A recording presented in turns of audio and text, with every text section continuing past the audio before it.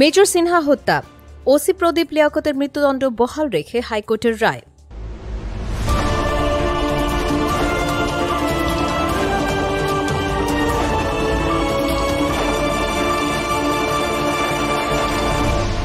Channel CB. গুরুত্বপূর্ণ এবং চাঞ্চল্যকর এক মামলার রায় প্রকাশ করল দেশের সর্বোচ্চ আদালত। অবসরপ্রাপ্ত মেজর সিনহা মোহাম্মদ রাশেদ খান হত্যা মামলায় হাইকোর্ট টেকনাফ থানার সাবেক ওসি প্রদীপ কুমার দাস এবং পরিদর্শক মোহাম্মদ লিয়াকত আলীর মৃত্যুদণ্ড বহাল রেখে রায় প্রকাশ করেছেন।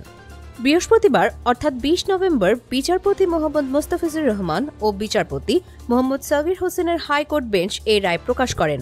এর আগে গত ২ জুন এই দুই প্রধান আসামির মৃত্যুদণ্ড এবং আরও ৬ আসামির যাবজ্জীবন দণ্ড বহাল রেখেছিলেন হাইকোর্ট। আজকের রায়ে যাবজ্জীবন দণ্ডপ্রাপ্ত প্রত্যেকের ৫০,০০০ টাকা জরিমানার আদেশও বহাল রাখা হয়েছে। যাবজ্জীবন বহাল থাকা আসামিরা হলেন টেকনাফ থানার সাবেক এসআই নন্দদুলাল রক্ষিত, কনস্টেবল রুবেল শর্মা, সাগর দেব এবং কক্সবাজার বাহারছড়ার মোহাম্মদ নুরুল আমিন, মোহাম্মদ আইয়াজ ও মোহাম্মদ নিজামুদ্দিন। আদালতের এই রায়ের বিরুদ্ধে এখন ৩০ দিনের মধ্যে আপিল করার সুযোগ পাবেন দণ্ডিত আসামিরা।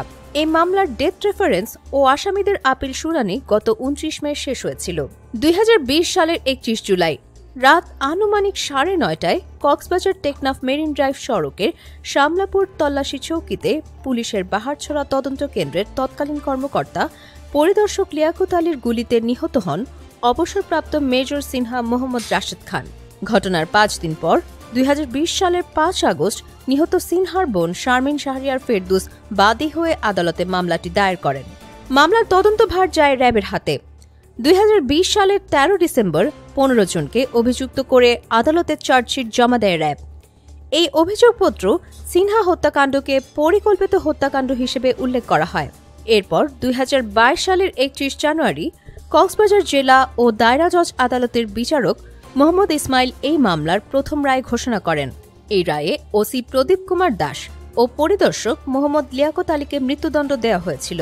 এছাড়া এসআই নন্দদুলাল রক্ষিত সহ আরও ৬ জনকে যাবজ্জীবন কারাদণ্ড দেওয়া হয়। বাকি ৭ আসামি খালাস পান। প্রথম রায়ের পর মৃত্যুদণ্ড নিশ্চিতকরণে ডেথ রেফারেন্স হাইকোর্টে আসে।